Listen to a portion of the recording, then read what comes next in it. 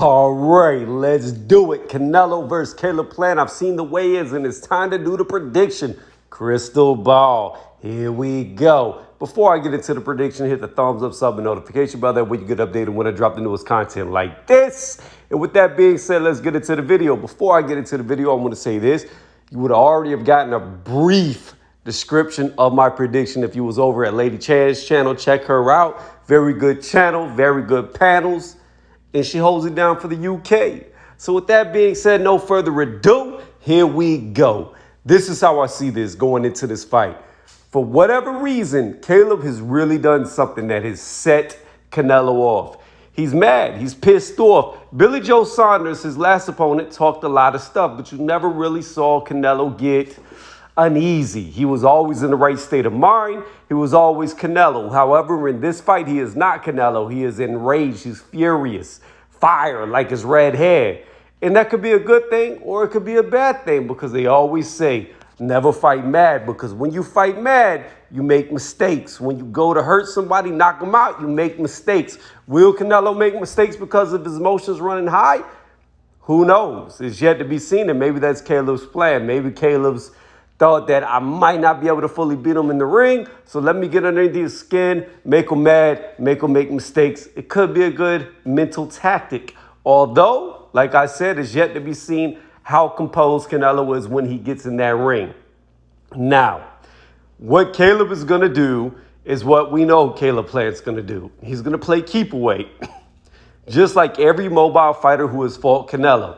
The problem is, Caleb doesn't have a lot of punching power. And by punching power, I mean single punches. Can Caleb knock somebody out? Yes, but he has to accumulate a lot of shots together to do it. And it's more of a wearing you down versus an actual knocking you out. Canelo, can he be knocked down? We haven't seen it happen. They say anybody can be knocked down, but again, we haven't seen it happen. Can Canelo be knocked out? They say anybody can be knocked out, but again, we haven't seen it happen. So we got to say that the likelihoods of Canelo getting knocked out and knocked down are very low going into this fight, especially against a guy who doesn't have a lot of thud on single shots. Now, again, Caleb, his goal plan is to play keep away, keep Canelo confused, change up angles, change up levels, and always, at all times, move away.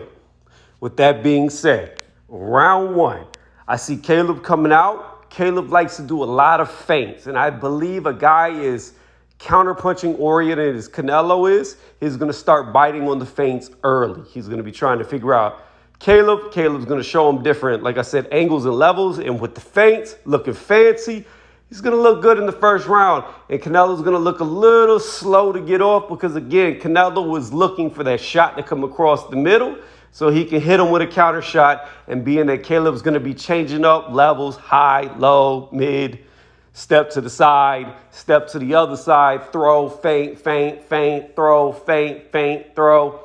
It's going to be very hard for Canelo in the first round. However, what I predict will happen is Caleb will land at least one really good shot on Canelo in that first round. Now, this to me is the beginning of the end. But you might be like, but Tony, you just said that he'll be dancing around Canelo, having him looking confused. How could it be the beginning of the end? Because it's the beginning of the end for Caleb the very second that Canelo feels some soft shots. When Canelo gets hit flush for the first time in that first round, which I think will happen, pretty sure, he's going to be like, boop, this is it? Oh, man, my kid hits me harder than this. And that's going into the second round, his mindset. So I see Canelo going from biting on feints to just putting his high guard up and getting ready to walk through using his side-to-side motions.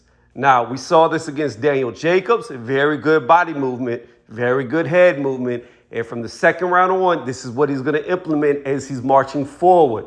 Caleb's going to try to stay away, try to jab him, but what's going to end up happening is when Caleb goes and land jabs, bop, straight's going to catch him. Bop, hook to the body's going to catch him. And Caleb's going to be looking very confused at how quickly Canelo adjusted to him. As they say, there are levels, and I believe he is going to learn that firsthand. Canelo's level is very high at this point, and every time we see him come out, he's got a new wrinkle in his game. So I see Caleb getting thudding shots landed on him in the second round. Third round, Canelo's going to come back out, try to slow him down. He may set up shots to the top, but he's really going to be cutting off the ring, hitting him to the body, hitting him to the body, hitting him to the body. What we know about Caleb Plant is gas tank, not very good. Not very good at all. We've all seen him energy dump in fights that he was winning. He gets tired, and Canelo's pressure and body shots that he will be landing and even counter shots that he will be landing are going to start taking their toll. Fourth round, you're going to see Caleb still moving, slowing down, throwing. He will be hitting still, but he will be getting hit by counter shots. You're going to see him at this point, going into the fourth round, I believe he's going to be more hesitant to really try to throw feints, because as he's trying to throw feints, Canelo's not baiting. He's coming forward right at him, getting him in range to let them body shots go. Again, I see this as pretty much the fight. Rinse and repeat. The deeper it goes, the more Canelo's getting Caleb tired, because Caleb's going to live on the back foot. Canelo's going to keep coming forward. And you know, backing up makes you tired a lot quicker than coming forward does. Again, you're going to start seeing around the fifth, sixth round, Caleb's movement is going to start slowing down to where he's going to be more flat-footed, trying to really put some mustard on the shots that are just going to look ineffective against Canelo. Canelo's going to keep pushing him, keep hurting him. Seventh, eighth round, it's going to be really battle-torn. You're going to start seeing marks all over him. Red marks on the sides, face starting to look damaged. Yes, to all the people who think Caleb is going to stay out the way and dance around him and look pretty, he's going to be looking battle-worn in this fight, in my opinion. Eighth, ninth round. This is where I think Canelo, especially the ninth round, can get Caleb out of there. I don't really foresee this going too much longer than the ninth round. It could make it to the 11th, but I have doubts that it'll make it to the 12th. I'm predicting that this fight ends probably more than likely somewhere in between the 8th to 10th round, but I'm really focused on that ninth round. Not so much the beginning, but at about the 2:15 mark. We'll say 2 minutes and 15 seconds. 45 seconds into that ninth round is really where my brain, my mind, my crystal ball is leading me. And that's where I think you're going to start seeing the real, true beginning of the end. And it's going to be apparent that this isn't going to be a 12-round fight. It's not. And again, if Caleb survives the ninth round, I think he does it barely. And I can't see him making it out of the 11th, the 10th.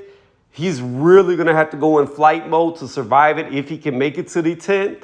But I think he's going to be so worn down, so slow, so out of energy that it would just be too easy for Canelo to get off shots in that 10th round. And that's just how I see it. In order to beat Canelo, you have to hurt him. You really have to be able to hurt him. And the thing about it is, people could say, well, that's not true. We saw Lara. Well, you have people who will argue. Some say that Lara won. Some say that Canelo won. A lot of people say it was a draw. They say it was a very lackluster fight. Thing about that is Lara didn't win. Austin Trout, I have my thoughts. The majority of people believe that Canelo won that fight. Mayweather. How did Mayweather beat Canelo? Mayweather has never been credited for being a hard puncher, but he is. If you don't believe he's a hard puncher, watch every single fight, especially after he became Money Mayweather. When he hits dudes, he is always stopping them in their tracks. The reason why Mayweather doesn't have the knockouts like a knockout artist would have is because he became so defensive oriented that he could hurt a guy and he's not going in to take advantage or try to finish. He is just going to hurt you and move, hurt you and move. And that's how he fought. And he landed some thudding shots on Canelo in that fight. Canelo claims that he was weight drained. Maybe he was at 152 pounds. I do not know. But the fact is, Mayweather was hurting him with shots that was stopping him dead in his track. And that's why Mayweather could dance around him so easily. Golovkin. Golovkin in the first fight came with a lot of power coming forward. Kept Canelo on the back foot, something we normally don't see. A lot of people argue that Triple G should have won that fight. Went down as a draw. The second fight, Canelo comes forward, Triple G turns into the counterpuncher. You could see, though, that shots were landing on Canelo, causing him issues. Some people still say Triple G won. I called it a draw, and others say Canelo won that fight.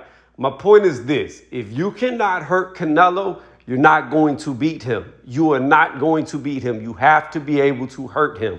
That is the only time I really, truly have seen him have flaws. Yes, he has struggled way back in the past against movers, but he proved with Billy Joe Saunders, he could find him. He could find him. And I think Billy Joe Saunders moves a lot better than Caleb Plant around that ring. They're not much difference in height. I believe Billy Joe's 5'11 and a half, Caleb's 6'1". You're talking about an inch and a half difference in height. But, I mean, you look at Callum Smith. Canelo's used to these tall dudes. Danny Jacobs, he's used to it. Rocky Fielding, he's used to it. So, again, he's very good at hunting down guys. And if you cannot hurt him, if you cannot stop him in his tracks, he's going to keep on marching forward like he's done against all these guys he's fought. He's going to keep on marching forward. And that's how I see it. That's what I believe is going to happen. I'm predicting in between the 9th and 11th round, knockout again, one more time, around the 2 minute and 15 seconds left on the clock in the 9th round, 45 seconds to that 9th round. Watch for that to be the start of the beginning of the end for Caleb Plant. That's my prediction. Let me know what y'all think in the comment section. I appreciate y'all listening. And we'll see who wins tomorrow. I will let y'all know and update immediately as soon as the fight ends.